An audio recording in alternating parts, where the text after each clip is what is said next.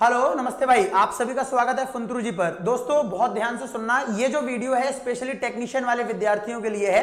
Technician grade 3rd वाले विद्यार्थी जिनका एग्जाम 19 दिसंबर से शुरू हो रहा है। आप सभी को पता है अभी एएलपी का एग्जाम रनिंग है और इसी बीच रेलवे ने टेक्नीशियन वाले विद्यार्थियों के पास मेल और आपके मैसेज पहुंचाना शुरू कर दिया है।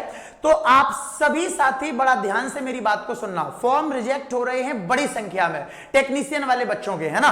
तो अब आपको करना क्या है और कैसे चेक करना है कि आपका फॉर्म रिजेक्ट हुआ है या एक्सेप्ट हुआ है, मैं इस वीडियो में पूरी आपको विस्तृत जानकारी दे रहा हूं। देखो मेरे दोस्त, आपको क्या करना है, आपने जो अपना मोबाइल नंबर और ईमेल आईडी या जीमेल आईडी जो फॉर्म भरते समय आपने डाली थी उसको आपको चेक करना है। क्या आपके पास इस प्रकार का कोई मैसेज रेलवे की तरफ से आया है क्या? किस प्रकार का, मैं आपको पढ़ा देता हूं कि application for CN number this technician grade 3rd is rejected due to non standard photograph uploaded in the online application and failed to avail the opportunity provided to you to upload standard passport size photograph as per standard specifications during the period this and this. मतलब कहने का ये है, ये 5:49 PM यानी कल शाम का एक विद्यार्थी के पास मैसेज है। तो इनका जो फॉर्म है वो रिजेक्ट कर दिया है रेलवे ने टेक्नीशियन ग्रेड 3rd का। और रिजेक्शन का रीजन बताया है कि भाई फोटोग्राफ आपकी एज पर स्टैंडर्ड स्पेसिफिकेशन नहीं थी और जो हमने आपको मौका दिया था 15 दिन का फोटोग्राफ सही करने का, इस डेट से इस डेट तक आपने उस डेट में भी अपने फोटोग्राफ और सिग्नेचर को सही तरीके से नहीं किया, इसलिए हम आपका फॉर्म रिजेक्ट कर रहे हैं। तो कुछ विद्यार्थियों के पास जिनका फॉर्म रिजेक्ट हुआ है इस प्रकार का मैसेज आ रहा है। ठीक है भैया, अभी हम बताएंगे कि आप लोग क्या कर सकते हो। तो अगर आपके पास जो मैसेज आया है उसमें अगर इस प्रकार का यहां पर ये शब्द लिखा है रिजेक्टेड, तो यानी कि आपका फॉर्म रिजेक्ट हो चुका है, आप एग्जाम नहीं दे पाएंगे, है ना। लेकिन बहुत सारे बच्चों के पास सेम मैसेज आ रहा है जहां पर लिखा है प्रोविजनली एक्सेप्टेड। क्या लिखा है कि आपका टेक्नीशियन ग्रेड 3rd का जो फॉर्म है वो प्रोविजनली एक्सेप्ट कर लिया गया है। उनको कोई दिक्कत लेने की दिक्कत नहीं है, किसी भी प्रकार की परेशानी समस्या जो है आपको नहीं आएगी, आपका फॉर्म एक्सेप्ट हो गया है, आपका एडमिट कार्ड भी आएगा। जिनके में प्रोविजनली एक्सेप्टेड लिखा है और जिनके में भैया रिजेक्टेड लिखा है उनका फॉर्म रिजेक्ट हो चुका है। अब इस स्थिति में आपके पास जो चारा बचता है वो एक ही है कि आप रेलवे का जब rrbapply.gov.in पर जाते हैं तो हेल्प डेस्क का एक नंबर और एक रेलवे की ईमेल आईडी है। आप हेल्प डेस्क के नंबर पे कॉल करके अपना एप्लीकेशन फॉर्म का जो नंबर है वो उन्हें बताइएगा। उन्हें बताइए सर सारे स्पेसिफिकेशन करेक्ट थे वगैरह वगैरह, यानी उन्हें थोड़ा सा रिक्वेस्ट करिए।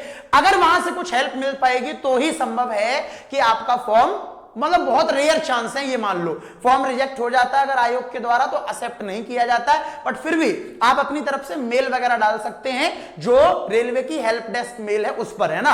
कॉल नंबर जो है रेलवे का उस पर कॉल करके बता सकते हैं, इसके अलावा और कुछ भी नहीं कर सकते। और इसके अलावा आप सबको पता है कि टेक्नीशियन का जो एग्जाम है वो 19 दिसंबर से शुरू हो रहा है। अभी हाल ही में लोको पायलट का एग्जाम चल रहा है, आज 27 तारीख है। 25 और 26 की 6 शिफ्टों का जो एक पूरा का पूरा एनालिसिस है, उसके बेस पर मैं आपसे एक बात कहने जा रहा हूं कि टेक्नीशियन वाले बच्चे किसी भी प्रकार की कोई टेंशन ना लें। मेरे प्यारे भाई बहुत ध्यान से सुनना, हर एक शिफ्ट में पूरा डाटा मैच हुआ है। कम्युनिटी, जो लोग इस चैनल पे नए हैं, ये वीडियो पहली बार देखेंगे अगर, तो आप इसी चैनल पे पहले कम्युनिटी पोस्ट पर जाना और कम्युनिटी पोस्ट पर जाकर एक बार वहां पर जो पोस्ट की है ना लास्ट 2-3 दिनों में, उनको देख लेना, आपको समझ में आ जाएगा। समझ में आ रहा है मेरे भाई?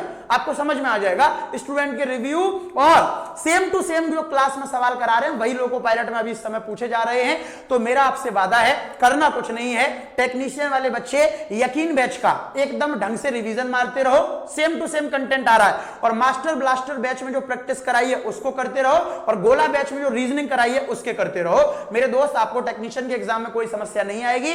बाकी शाम को 8:30 बजे जो हम यूट्यूब पे प्रैक्टिस सेट कराते हैं वो भी आप करिएगा, टेक्नीशियन वाले बच्चों के लिए बहुत हेल्पफुल होगा। ठीक है मेरे भाई, तो ये इंपॉर्टेंट जानकारी मुझे आप सभी को देनी थी। आप अपना ईमेल आईडी या मोबाइल नंबर चेक करो, उस पर कोई ऐसा मैसेज तो नहीं आया है।